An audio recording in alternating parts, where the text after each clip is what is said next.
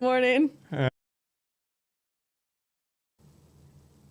Good morning, 511 family. Awesome to be here with you this morning, as always. And I am excited about today's conversation with Madison Mueller, Turning Point Central Valley representative in California, Turning Point USA. And she's doing some awesome stuff on college campuses. But I do have to say that all of the opinions that she's going to share today are mine alone. her own, and she's not representing Turning Point. What do you got to say? You say your version of that. Or did I get it? Nail it? I was like, you kind of nailed it, but yeah, just to reiterate. Well, I'm used to it. Go for it. And just to reiterate, hi everybody, my name is Madison Mueller. I am the Central Valley College field representative. We do have a high school counterpart. All right. But awesome. I started about 4 months ago, and honestly, it's just been the best experience of my life. Only 4 months. You're kicking butt. I mean, thank you. I know. Awesome.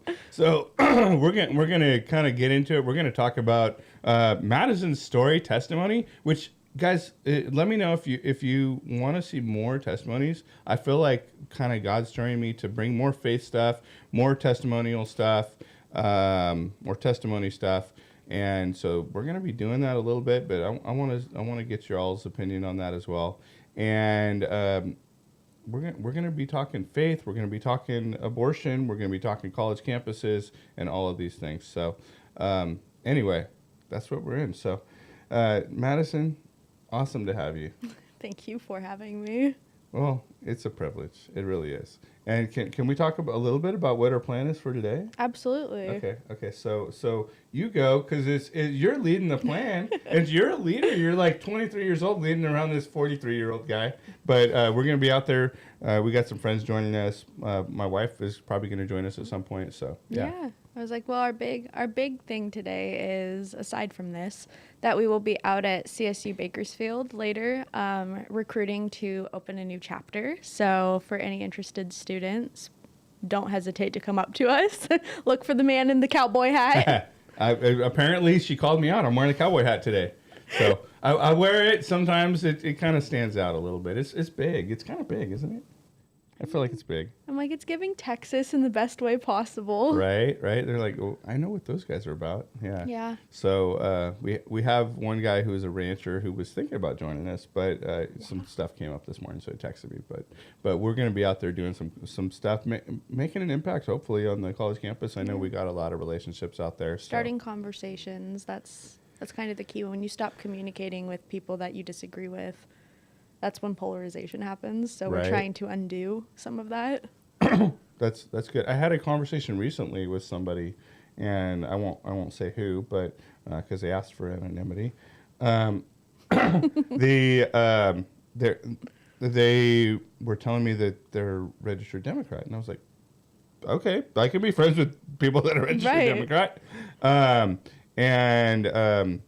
This person was like, well, a lot of the, it's hard in Bakersfield because a lot of the people are very conservative, and if they find out you're a Democrat, they're like, okay. I was like, well, that's kind of dumb. I was like, maybe it's more about the person than it is about what party, because we talked about this earlier, like the fighting that goes on just within Republicans is like crazy, right? So it's almost worse sometimes. Exactly. There's so many cliques. Yeah. Like I said, and I'm not afraid to bring it up, like the first GOP meeting that I went to after I got hired, there was a fist fight between Republicans who we all believe the same things, but we're fighting each other. Right. It's like it's this medley of youth colliding with the generationals, and we're ready for the torch to be passed. Yeah. And that's not saying that we don't want them to still have input. We have a lot to learn from them, but we're chomping at the bit to get more involved. Well, the difference is, like, the conservatives are the cowboys and the football players and the jocks and all that. If they probably have the same thing with the Democrats, but it'd be more like a slap fight. Who can out musical theater each other? I love it. Sorry, I had to. But anyway, so tell us a little bit about what you do with Turning Point and what they do and all that stuff. So I know, but I know not everybody watching this is going to know. So I take a very different approach to Turning Point with the work that I do. I promote Turning Point as a place for middle ground to be reborn. Mm-hmm. So I intentionally invite more leftist liberals to come out and hear what we're about and start conversations instead of arguments with people. I'm like, we want to be the it thing on your campus. We want to be that reduction of polarization. And by doing that, you also need to show up. You need to show up. And I invite students, drop the talking points. You can't tell somebody that their life isn't valid. So I ask students a very specific question. I say, what moment in your life shaped why you believe XYZ? Don't give me the talking point. Don't give me the politician's words. Tell me what happened in your life that validated a belief for you. Yeah. And then make your argument built upon that. Yeah. Well, and that's a lot of why you do what you Exactly. do. Exactly those reasons. And I know we're going to get into that in a minute, but I do think that like a turning point in California, and especially like if you go to Northern California or Southern California, and even those are going to be different, right? Central Valley is different from Northern California. Northern California is different from Southern California. But you take that and then you go to like, say, somewhere like Midwest, it's going to be very different over there. Yeah, you would not use in the that heart approach. of the yeah. So it's different. You got to approach it differently.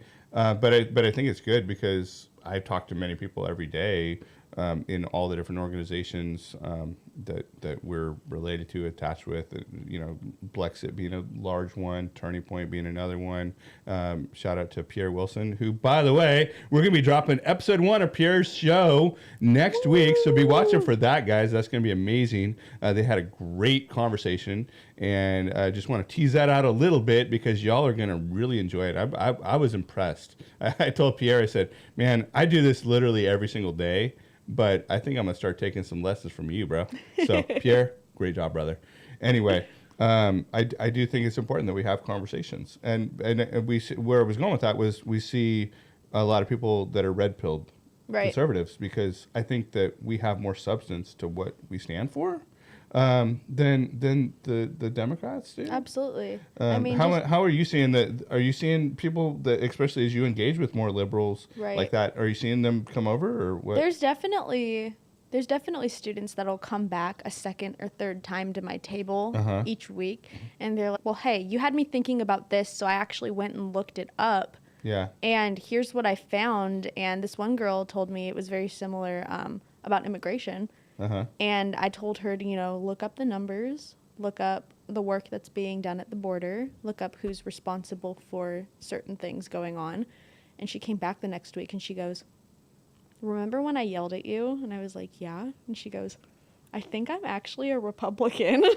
Well, that's a reality, right? Especially if you look at the minority communities, which I know you engage with and we do all the time, literally every day. They may be registered Democrats. Right.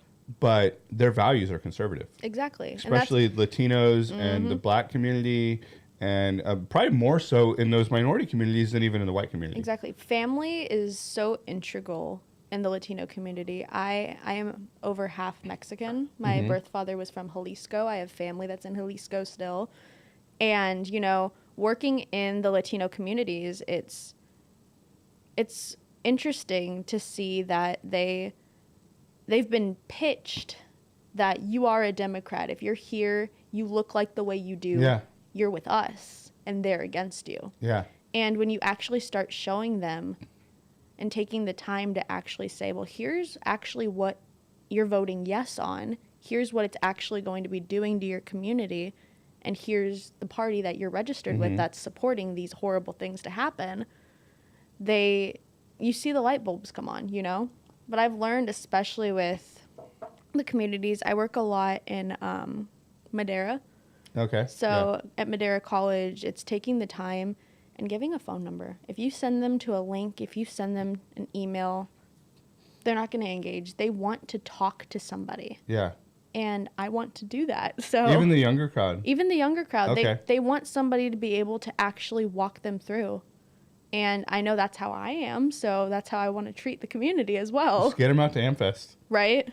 Oh my gosh. I was like, hey, you want the most amazing voices to tell you what's happened to you and flip the script? Just come on out. Right. Yeah. And guys, speaking of Amfest, I did want to give them a little bit of a plug real quick. Guys, we we will have a booth there. I don't know if you knew this. Okay, I shared that with you. You got to stop by. Maybe you can hang out with us for a while. But we're going to have a booth there in Phoenix, Arizona, December 19th through the 22nd, America Fest. And I think by all visible signs as of right now, we're going to be celebrating victory. Absolutely. Massive victory. Absolutely. But Darius, I know we got a promo video that we can roll for AmFest. If we can do that, that'd be amazing. Just go ahead and pull it up. I know it takes you. What you represent, your presence here, at the largest multi-day event in conservative grassroots history.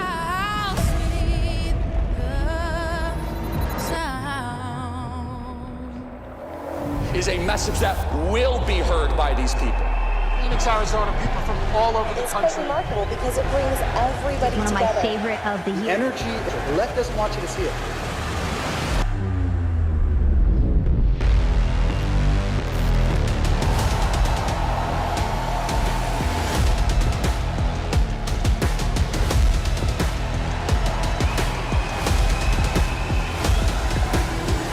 The stakes are high. We have only begun to fight.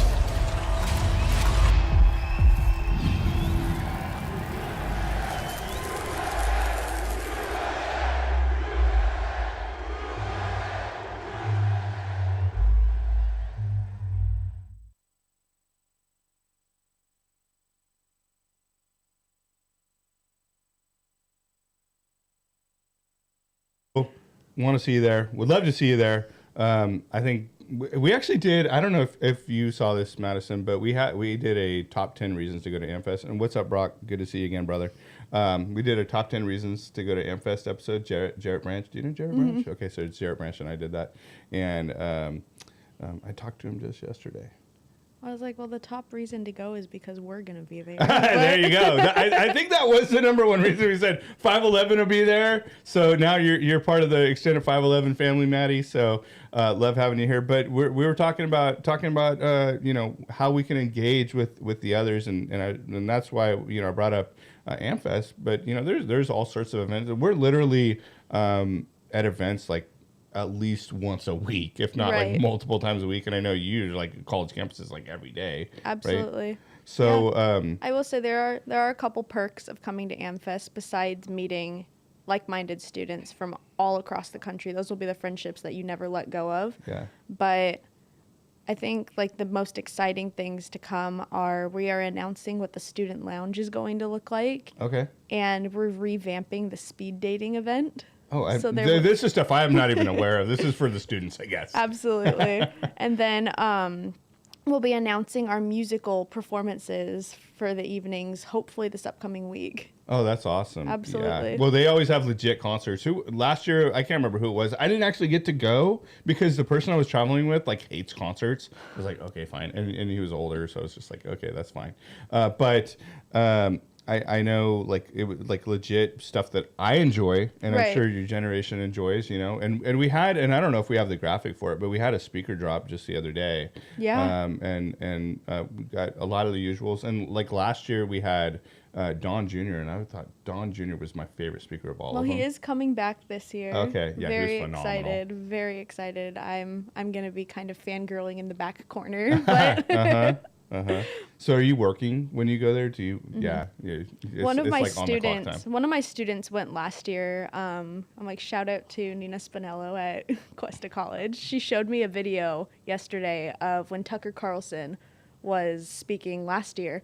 And she goes, Tucker Carlson called me baby. And he was talking about Tucker was speaking about what is going to save America. And she goes, Jesus. And he goes, almost there, baby. And she was like fangirling about it and getting the other students at the table excited to go. That's cool. Well, Tucker's a Christian, right? Mm-hmm. Yeah. And you know who else I really enjoyed was Glenn Beck. Really? Yeah. I guess that shouldn't surprise me. Sorry. No, but I mean, I've been watching Glenn Beck since I was probably younger than you. Wow. So he's been around a long time. He's been around a long time. He's an old man now. I was like, don't say that. But say that. he's still very intelligent, very relevant. But anyway, that's just one way to engage with that crowd. But I know you're engaging with them every day, and you're talking hot button topics also. And that hot button topic is one of the things that got you involved in the movement, right? Absolutely. So can we go into that a little bit? Yeah, I'll jump right in. Yeah. One of the biggest things that I tell my students is that you need to know your why. And if you don't know your why, you have nothing in your argument. So my why started, I love this sentence that's going to come out of my mouth. My why started before I was even born, when God chose me to do exactly this. Amen. My story started when I was in the belly of a 16-year-old girl who found herself pregnant and was sitting in the waiting room at Planned Parenthood. Sorry. That's okay. I told you all this was going to get deep, so we're getting a little deep here. Real quick. My birth mother had made a Planned Parenthood appointment to have an abortion. And I say by God's grace alone, the technician that was checking on me with the little probe forgot to turn the volume off on the heart rate monitor, and my birth mom walked out of Planned Parenthood because she heard my heartbeat. Yeah. So well, if they would do that more often. Right. I say that, God knew me before I existed, before my birth mother existed. Absolutely. And it's through him alone that I'm alive. And I live every day remembering that I was not guaranteed a chance on earth. Mm. I could have been one of the millions. Mm-hmm. One of the millions that were never known, that would never experience, a family would never experience falling in love, would never experience the world. So I was adopted at 3 months old, and it was a beautiful and rare circumstance called voluntary planned placement. Okay. Which is an adoption process where the biological family can hand-pick the family that the child goes to through looking at, baby albums that wanting parents have made, like, this is our family, this is our home, this is our beliefs. And my birth mother at the time identified as a Wiccan. Wow, okay. And specifically picked a Christian family for me. Wow. So that I wouldn't have to go through what she's been through. Wow. So she was in that lifestyle and knew that there was something off. Exactly. That's good. Exactly. That's good. And so I was raised by the Muellers. I am a lifelong Mueller. That is all I've known, and that's all I will be, and I am proud of that. And my family instilled in me Christian conservative values. Mm-hmm. We were every Sunday at church. And then after church, we would go to breakfast. Dad would watch football.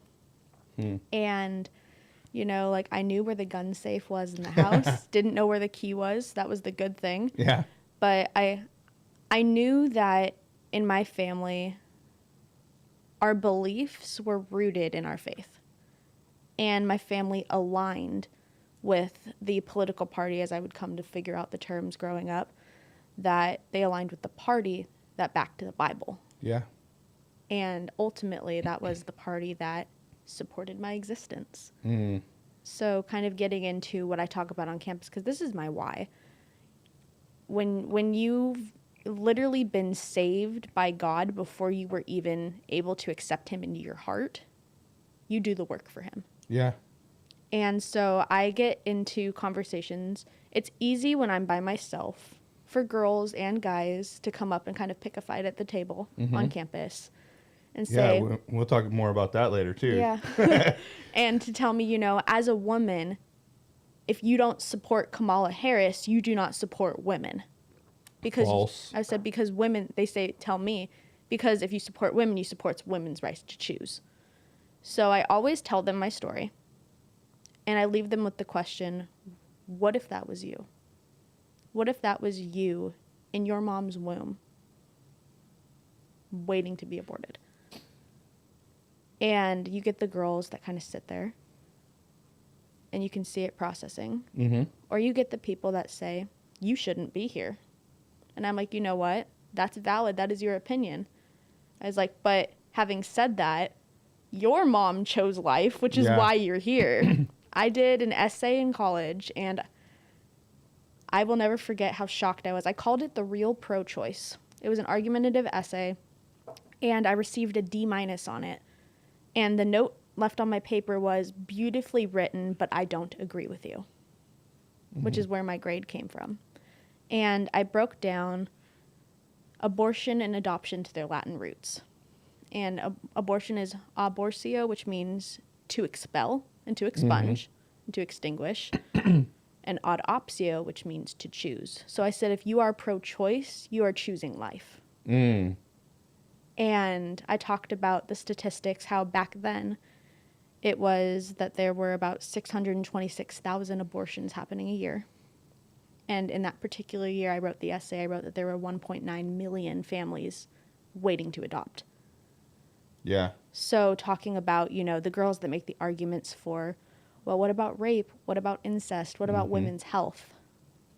I always like to stop on that last one and talk about, like, I understand that there are very rare circumstances that come up where it puts the mother's life in danger. Yeah. Well, all three of those categories Exactly. is like the 1%. Exactly. Anyway, so. And, you know. And that's even less of the 1%. Right. And I say that where, you know, with this women or mother's health circumstance, I asked them, do you know what a cesarean section is? A C-section. And they just kind of look at me with this very, like, stare. Really? They don't know?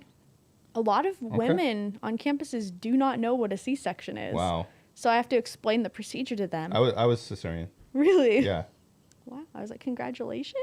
No, I just, you know, I've known it my whole life, so. You know. Right. But no, so I explained to them, I was like, there is a process where starting at roughly 16 plus weeks, an emergency C-section can be performed that saves both lives.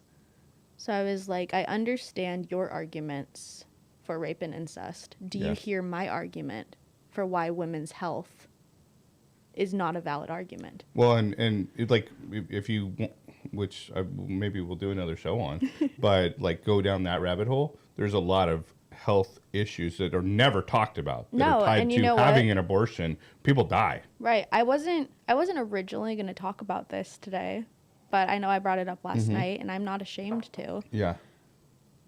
There's a statistic about teenage pregnancies from children who were born of teenage pregnancies, if that makes sense, especially daughters. And daughters that were born from teenagers have an 85% chance to more likely also have a teenage pregnancy themselves. I was 19 when I got pregnant. And I'm a Christian. I knew the ramifications. Yeah. And I knew that I'd committed sin. I did. Yeah. And I don't say anything that's going to come next, like, as a dig on God, because it's not. Yeah. But I got pregnant. 5 days after I got pregnant, I miscarried. And I know that God is holding my daughter in a special place prepared for myself and my fiance for when we reunite with them, you know? And it was through that experience that I experienced an ectopic pregnancy as well. No, what is an ectopic? So I've heard this term before. An ectopic pregnancy is when an egg is fertilized outside of the womb, usually in the fallopian tube. Oh, wow. Okay. Which, should it be carried to fruition, can kill you. Yeah. Those are part of that less than 1%. Right. And so I have an experience through the hospital where there was, do you know about the RH incompatibility? Yeah, we actually had that, we had to get checked for that. Because that was the thing with my wife and that's what caused my miscarriage. Okay. Was the RH incompatibility. Wow. And so they told me that the gestational sac had already been torn apart in my body. My body attacked it. Wow.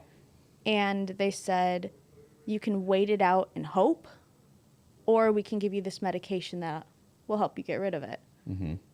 And I ended up taking the medication, and I come to find out later that that was my experience with an abortion pill. my child was already gone. Yeah. But I had all the effects of that pill. So I have this argument to back up to these girls that come up to me on campus. I've experienced it, and I know what actually happens that they do not prepare you for. I know the lies you are being told when you go into Planned Parenthood and places like that just tell you it's no big deal. And I know the mental health ramifications that come afterwards that nobody warns you about. Yeah. And so to have this almost full circle story, that's honestly what helps get so many people to understand, like, it's not your body. It's not your choice. You know, abortions are not birth control. Yeah. Like, if you commit the act, you are opening the door and saying that you're ready for this commitment, you know? And I firmly believe that nothing I have been through in my life, God will not use. Yeah. That's why he brings us through trials. I'm not saying that these horrible things happen and it's because God made it so. We're fallen people. We live on earth as sinful, free-willed people. And through that free will, we can choose to live by the blood of Christ or by the flesh. And when we choose to live by the flesh, anything's fair game. Yeah, exactly. So when you talk to these girls on campus, because it's almost always girls that Almost you have the always conversation girls with, or very angry men with long hair and nose rings. right? Yeah. Well, so when you're talking to them, they say, "Well, you shouldn't be here." Are they being sincere, or is that just kind of like their angry rhetoric?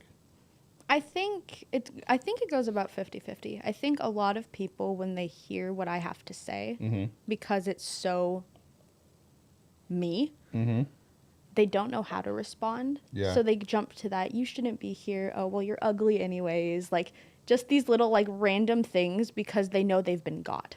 Right. But for the people that genuinely do mean it, there is such a darkness that's taken over them that we've normalized, or they're attempting to normalize, like, hey, killing babies is okay. You can do it every time if you want to. Like, we've taken the humanity out of politics in more than one way. And I find it very interesting that there were two, and this was brought up to me, somebody making a Christian argument. They were like, well, 2 times in the Bible, there were mass murders of baby boys. They were like, well, God allowed that to happen. God chose for that to happen. God created abortion. No. And so I asked them, I said, first off, we were already in the fallen world. Yep. Second off, were these mass murders happening inside of the womb or outside of the womb? Take a look at that. And then I also asked them, I said, and how do you feel about that? And the guy looked at me and he goes, well, killing babies is wrong. And I was like, but you're pro-abortion? And he goes, well, they're not a baby yet. Which that's so factually inaccurate. Like, what is the stage at which they have a heartbeat? It's like very, very early. Very right? early on. Within, oh gosh, I think the last time I looked it up, it was within a couple of weeks, if that. But no, I asked him. I always like to lead with the question too. I was like, when are you a human? Yeah. Right? And they were like, well, you're a human when you take your first breath on earth. And I said, okay, so what about the states that allow for 3rd trimester abortions? I was like, those are full-fledged human beings that can feel pain, that have nerve receptors that lead up to their brain, that know what's happening, and they know they're being attacked. And they're like, well, no state actually allows that to happen. And there's this great clip online of a woman that used to work for Planned Parenthood calling a Planned Parenthood agency to prove that girl wrong that was talking to her like that. And I showed my student this clip that was yelling at me. And this lady calls the Planned Parenthood and says, hey, I'm a couple of weeks from my due date. I don't think I can do this anymore. Can I get an abortion?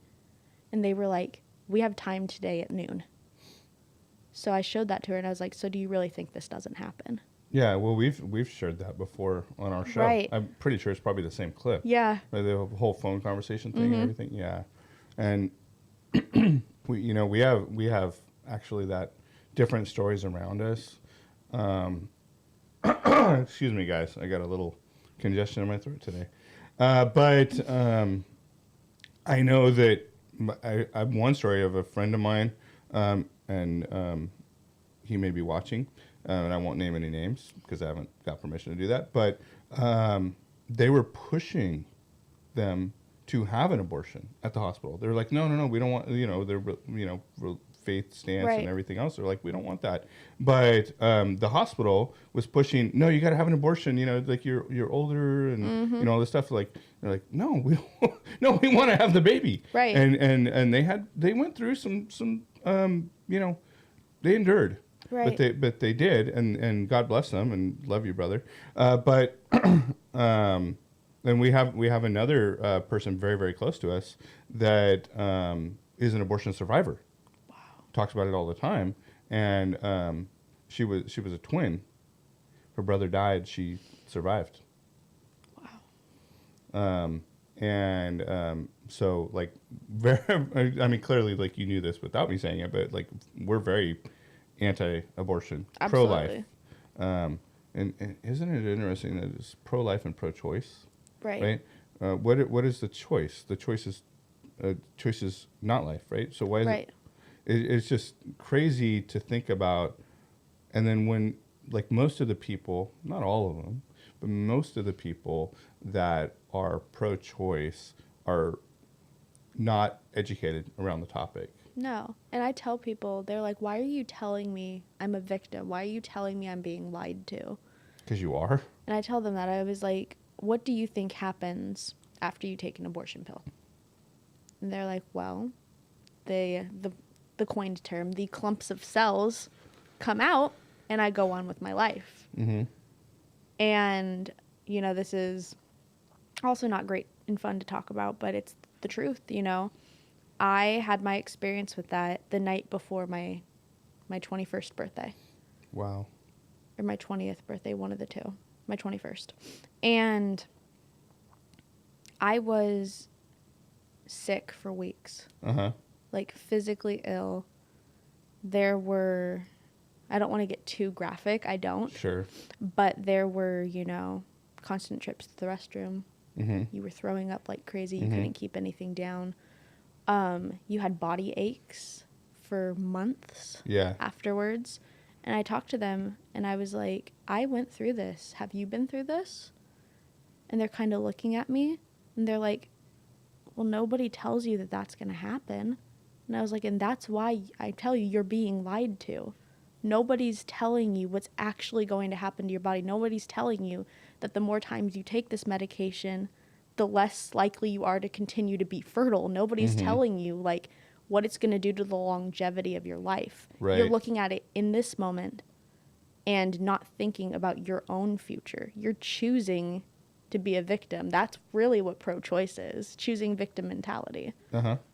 Well, what's crazy is, like you take all that and they don't know the truth, but it's almost more sinister than that. Absolutely. Because it's really, reality is it's all about money. And if you look at the roots of Planned Parenthood, this is what's crazy. And this has been exposed. Like, I think, I was going to say that I think a lot of people know this now. I actually think that's not true. A lot of people that we know. That we this. would know Right. this. But the general public actually doesn't know this. Planned Parenthood was founded essentially as like one of the most racist organizations that you can imagine. Like, their entire goal was to exterminate the black population. Right. And so what, we see, especially, I think predominantly in black populations, probably more so than any other, but, in the minority populations in general, like being pushed. And that in itself is crazy. Right. But it's always all about the money. Same thing with the transgender issue. It's all about the money, because I believe that people at the top know the truth. Exactly. And they choose to ignore it because the money is more important to them. Well, there's a crazy statistic that Charlie Kirk talks about in regards to abortion in the black community. In the 60s, the black community comprised 13% of the United States population. That was in the 60s. Yeah. When you move towards today, Do you know what percentage they make up of the community I don't. today? 13%. It has not changed. Wow. And it's true, like when you talk about Planned Parenthood being a racist organization, they're not there to help minority communities. No. They're there to get money. limit minority communities. What's that? They're there to limit minority communities. Right, and to get money. And to get money for it. Absolutely. And it's crazy that the government is funding this organization. Right. Because that's what it is. And you take like organizations like the ones we're connected with, Bakersfield Pregnancy Center. Shout out to those guys doing a great, amazing job in Bakersfield, and we're going to be doing some stuff with them as well. And I'm connecting you with them.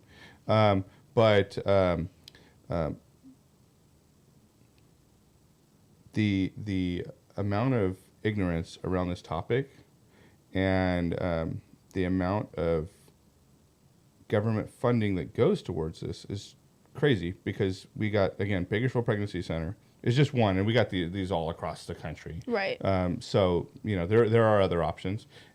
They're all privately funded. Exactly. They don't get any grants.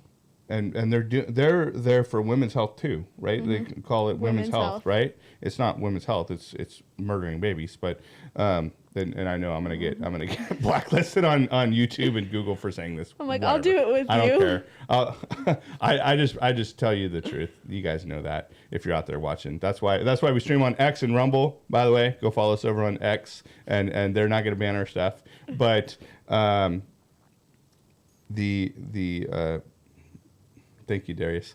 The reality is government's funding this stuff, and there's a lot of misinformation about Trump. Like there's Trump's abortion ban. First of all, Trump hasn't banned abortion. No, and to go off of that, not to cut you off. Yeah, go for it. There was a student at Cuesta College that came up to us and talked about how a woman got in a car accident and died trying to cross state lines to go get an abortion in a safe state.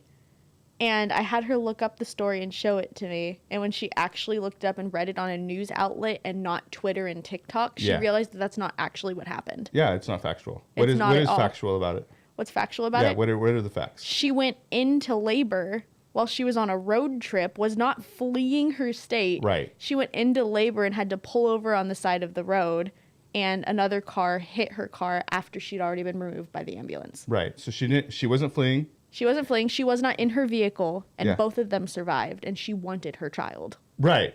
So she wasn't even trying to have an abortion. Nope. So the craziness is that they took this story, twisted it just like they always do, twisted it to lie and gaslight, and we talk about the lies of the media all the time on this show too. But anyway, so you're doing an amazing work over there. Are you changing any minds? I would like to think I am. You'll talk to 20 students, and if you see the light bulb turn on in one of them, you're winning. You know? I work all the way up to Cal Poly and then all the way down to CSU Monterey. And it's those two campuses at the furthest points that have the best conversations that come out of them. Right. Well, those are probably, I'm just from outside watching, a couple of the most active absolutely. Like chapters. Am I able to talk about what just happened at Cal Poly? Yeah, absolutely. We just hosted Riley Gaines this last week. Yeah, and I was there with my family, by the way. And if I can take a time out to say this, if you're out there watching, take your kids to this stuff because they need to know. Like my daughter, I meant to post this, but I didn't share it with you. I'm gonna send it to you. My daughter, my 9-year-old. Who is Maddie says that she's going to be the first female president. She is more educated on politics and current events and all those things going on than most adults, and she's more politically active by far than most adults as a 9-year-old because she cares. She's passionate like me. She's just like her daddy. But she said Riley Gaines was my favorite speaker, and I know it's because she's young and she's a girl, but she's like, and what she said, and if it makes sense to a 9-year-old, how does it not make sense to an adult? She's like, why do they let the boys go in the girls' bathroom, Daddy? Oh my gosh. And true, it's like when you boil it down to the mind of a child, they get it. Right. They get it. They're like, well, boys don't belong in the girls' bathroom. Right. And that's why it says in the Bible, have the what does it say? Have the faith of a child? Mm-hmm. Yeah. Right, the faith of a child, the wonder of a child, like Seriously, no, we hosted Riley Gaines, and I will say something that absolutely blew my mind is because we also intentionally invited the opposition to come and hear. Uh-huh. Of the opposition that showed up, the entire time Riley spoke, there was zero heckling. Zero, yeah. They waited till Q&A to kind of speak their piece and ask their Right. questions, and then they sat back down. Right. And on top of everything else, they were the last ones to leave the room too. Well, and interesting, I noticed very open-minded, actually. Insanely. Yeah, and Absolutely. almost like that. Like it was like not that it was a change my mind, but it was almost like it changed my mind, and they were like, "Oh, maybe I should be thinking a little bit more." Exactly. And you know, I'm again not to be too crass, but I think was it Kindergarten Cop? Said it best. I wish we had that clip right now. Roll it, Darius. I'm kidding. He doesn't have it. But my kids love that movie too. Oh, we used to watch that when I was their age. But Right. No, I'm like Kindergarten Cop said it best. You know, boys and girls. So yeah. Hey, if a kindergartner can figure it out, why can't adults figure it out? Exactly. And you know, I saw another great clip of a mom preparing her son to walk into kindergarten for the first time. I saw this yesterday. And she was kind of Was it the rapid black fire. kid? Mm-mm. Okay. She was I saw another rapid one fire like that. asking her son questions like, are you a boy? And he goes, yes. He goes, can you be a girl? And he says, no. He said, can a girl be a boy? And the son looked at her and said, Mom, are you nuts? And so she gave him a high five. And then she asked one final question. What are you going to do if anybody tries to talk to you about transgenderism on campus? And he goes, I'm going to look them in their face and tell them that's inappropriate for school. I know I've seen this clip. Yeah. It wasn't a black kid, Hispanic kid. It was a little white kid. Okay. With I've seen this adorable clip. kid, blonde hair, blue-eyed, like ready to go for the day. Uh-huh. And you know that he repeats these things like a daily mantra, and that's Yeah. what we should be doing. There's a book that I saw that's in one of my younger cousins' elementary school classroom, and it's called The Red Crayon. And it's Okay. a red crayon that has a blue wrapper on it. Okay. And it explains transgenderism to children using crayons and the different colored wrappers. And how this might look like a red crayon to you, but really it's a blue crayon. And the way my jaw dropped seeing this in a third grade classroom, like... Yeah. Well, and I think that if we're relying on schools or even churches to train our kids in the way they should that falls to you as parents. Right. And I'm not saying it's easy. In fact, it's the opposite of easy. You have to be very intentional about it.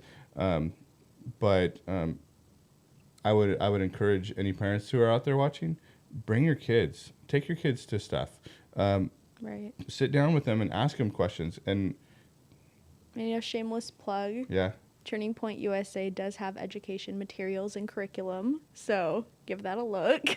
yeah. Where do we get this? It would be on tpusa.com or tpusa.com/education. Okay, so guys, go check that out. But you know, I'm almost about to tear up because I love the fact that my kids are so inquisitive. They ask so many questions, especially my daughter. She's like, she asks questions. I'm like, how are did you you even come up with intelligent that? enough to ask that question? Your youngest son, I don't know if you know this, but he came up to me when you were like, I'm sorry if he's bothering you. He wasn't at all. He asked the one liberal girl that was still in the room, he goes, do you know your gender? And the way this girl looked at him, and she goes, I'm they, them. And he goes, and just kind of walked away. That was your son. What the heck? Incredible kid. My 6-year-old, yeah, yeah. Well, you know but that's the thing. You have to be intentional about how you raise your kids, and because the thing is, and I get this all the time. And if you're out there and you want to say it, go for it. I don't care. You ain't gonna hurt my feelings. But they say, oh well, you're brainwashing your children and all this stuff.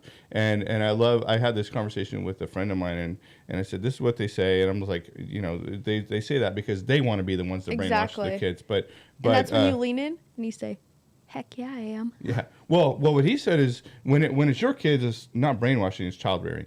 Oh, gosh. Oh, gosh. Yeah. I mean, but that's a great point, right? It's like it's our job as parents to raise our kids. The Bible literally says, "Raise your child in the way they should go, and they will never depart Exactly. from it."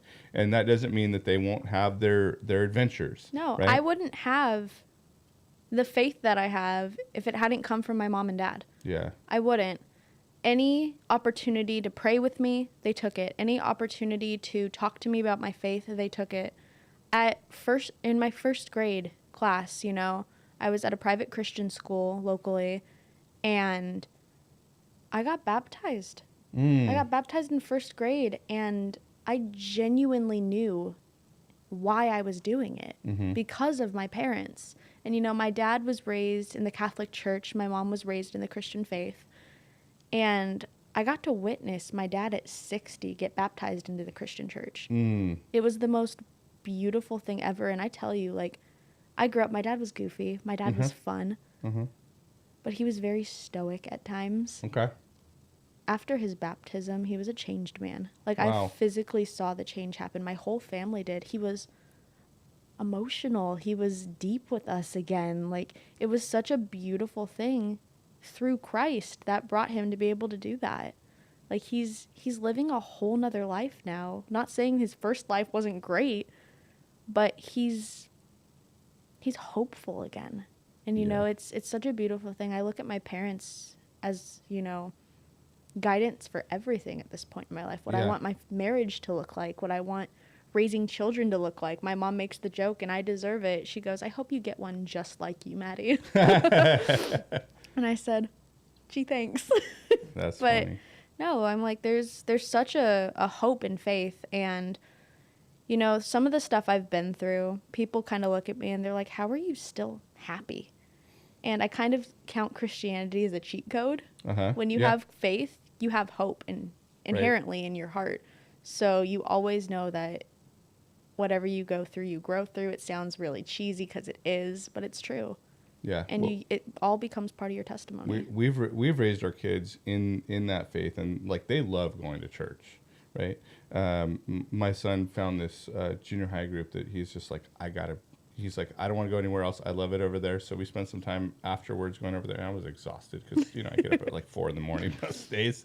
I got to sleep in a little bit today, but I made a point because I don't know how to be any other way. So I was like, well, let me go up and introduce myself to the pastor. And I had my son introduce me, and he was like walked over and he's like, "There he is," and I was like, "Introduce me." He's like, "He's right there." I was like, "Let me show you how this is done, son." And so I introduced myself to the pastor, and I was like, "And now, Michael, watch this." Okay, Pastor Patrick, Mike Harvey, let me introduce you to my son, Michael Harvey III. I think you've met him, but just want to make a point to introduce you to him so that he can see how this is done. But no, my kids are they encourage us, Right. because in the Word they pray for us, and it's not like, "Hey, do you guys want to pray?" They'll come to us like, "Hey, I think we should pray about this." I'm like, "Wow, guys, you're gonna bring a tear to my eye," because Right. that's deep for a kid. And it's because of the intentionality, and I would say mostly my wife has put into them. Right. But they also see me, and I'm not quiet. I'm vocal, and I'm gonna tell you what I think regardless, and I'm not always right. But at least I'll also tell you when hey, you know what, I messed up. I was wrong in this area. So Right.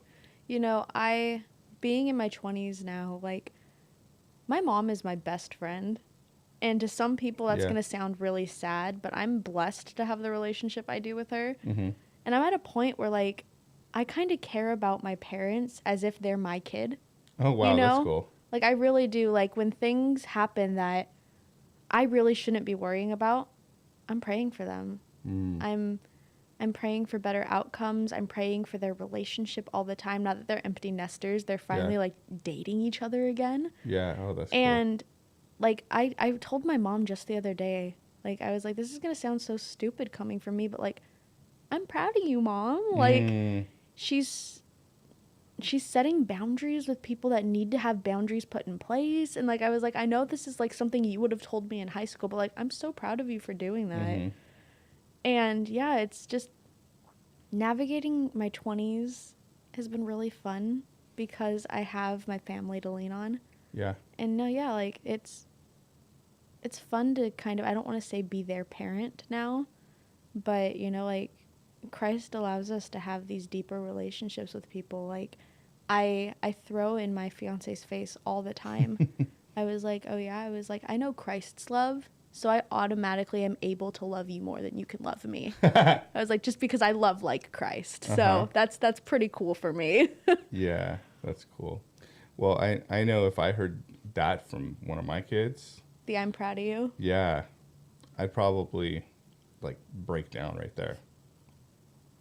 That's yeah. So good on you sharing I that. will tell you, I was like, with just from the one time I've met your kids, you're on the way to that. You are. Well, God's grace, right? Because I wasn't always like living for God either, right?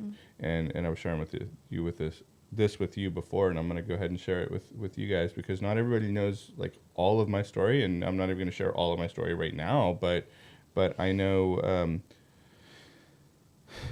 there was a time when I was younger, when I was dating my wife, and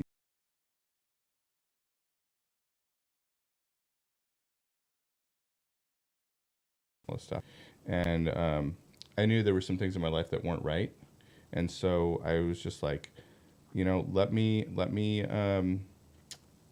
if I'm going to be sinning, let me just live it up. So I did a lot of things that I'm not proud of, but I also recognized that God kept me from some of those things as well. God, like even though I did far worse things than many people, I also did not as crazy things as some people, and I remember that period of time where I just felt like God had said, or no, the Bible it says, you know, either be hot or cold, because if you're lukewarm, I'll spit you out of my mouth. Well, if you're cold, Right. you're not in God's mouth anyway.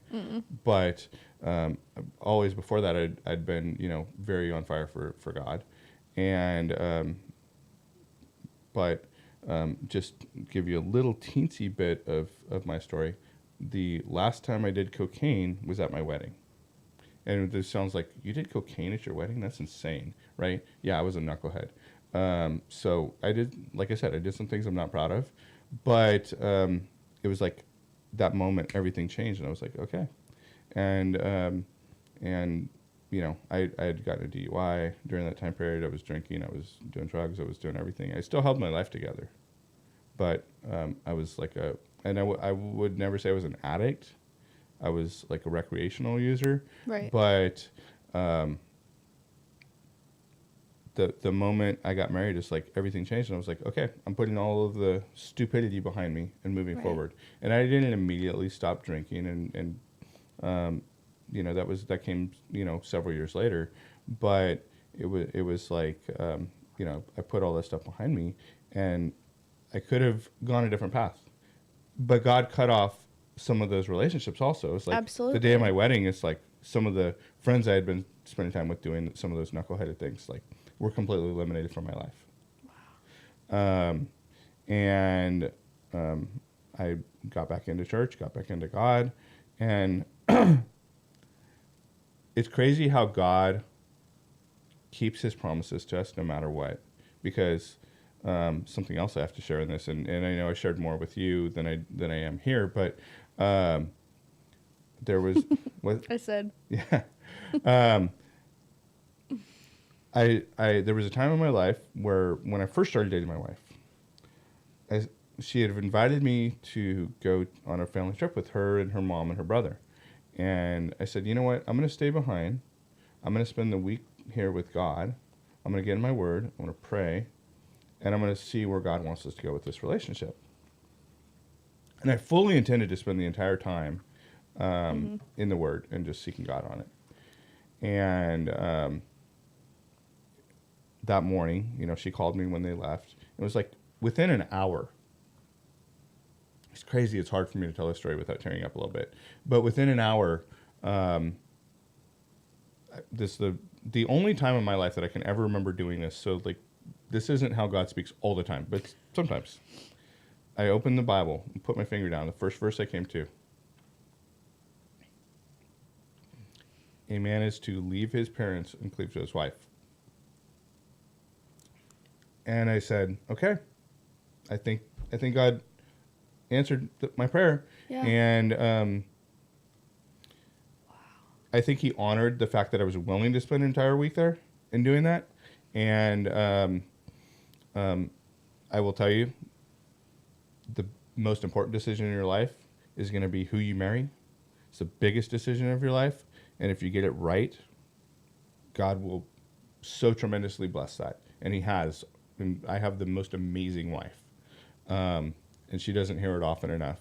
But, and I don't think she could possibly hear it often enough because she is so amazing. But, Like, it has me so excited. right? But I also know that God, where I was going with that, God keeps his promises. So after that, it was after that point that I decided to do a lot of stupid stuff. Mm-hmm. And God said, no, I've made a promise to you. My promises aren't based on what you do. Nope. My promises are true and amen, says the Bible, right? So regardless of what I do, I can't screw up God's promises. There's nothing I can do to mess that up. There's a great quote, sorry, Go ahead. that says that God's already taken into account our stupidity, and he still has Yeah. our way. Yeah, well, he died on the cross for those sins before I was ever even, before my parents, before my grandparents were ever even born, right? Thousands of years ago. So when you talk about your why, like that's part of it for me is like, I know the grace that I've been given. Yeah. I know the promises I've been given. I know the blessings I've been given. And like, how can I take that for granted? So, you know, that's just a chunk of the story of Mike. You guys keep watching. Eventually, more of that will flow out.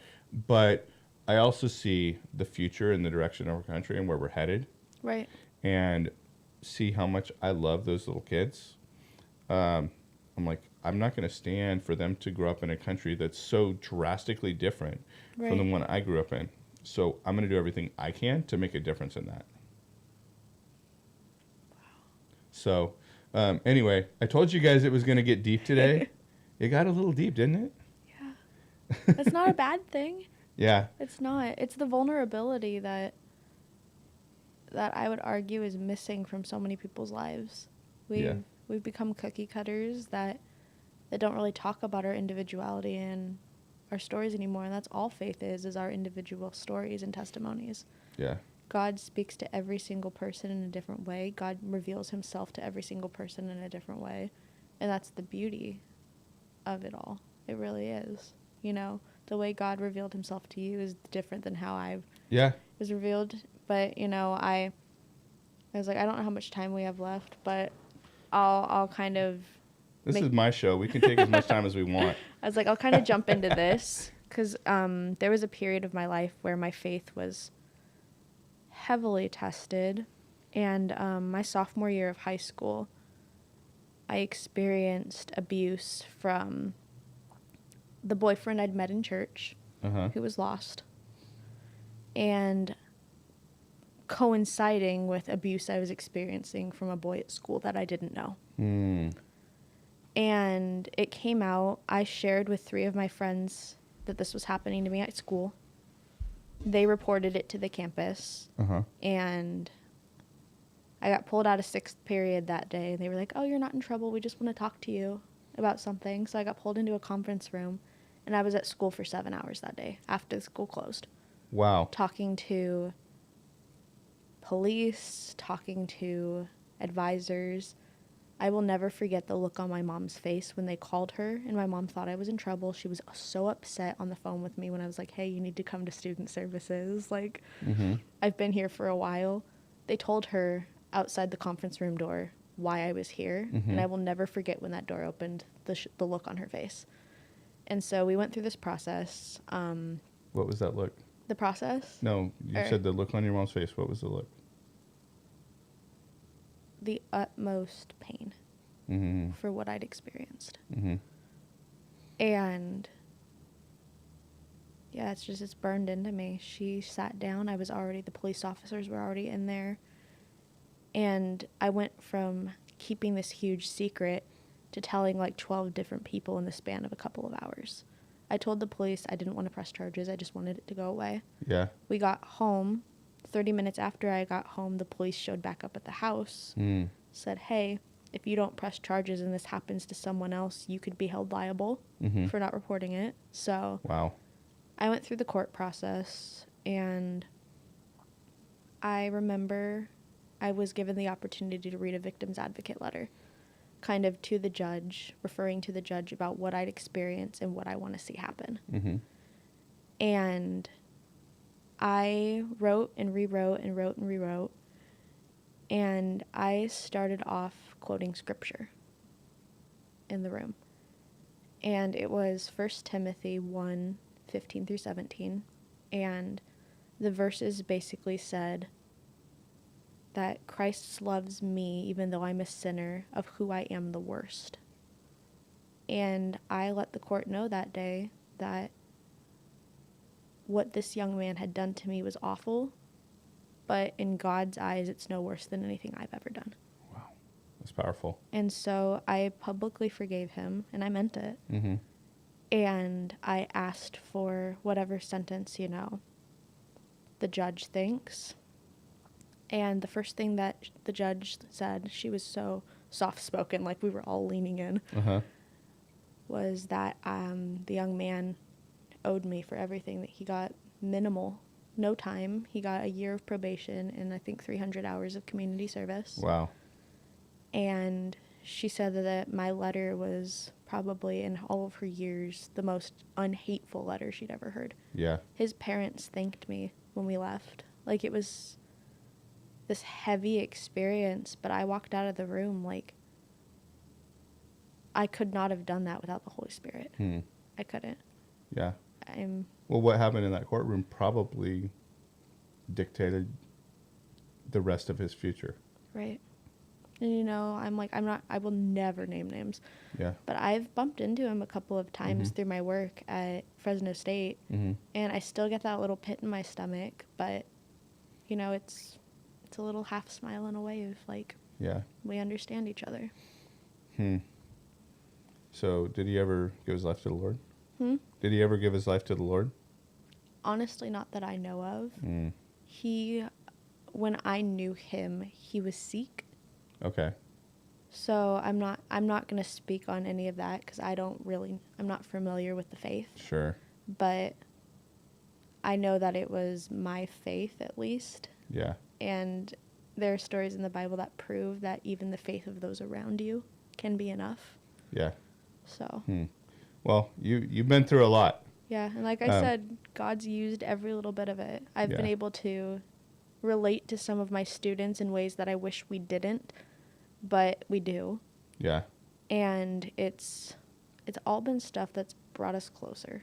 Yeah. Well, I love seeing you being used by the Lord, and there's so much more to your story and so much more to share.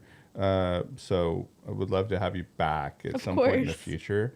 But you guys, thank you for letting us get real and raw and vulnerable today. Right. Great way to start your morning. Right. But I think that it was the direction God wanted us to go with this. So anyway, I want to thank you all for being out there watching. Thank you all for supporting 511. I hope you all have a great day. God bless.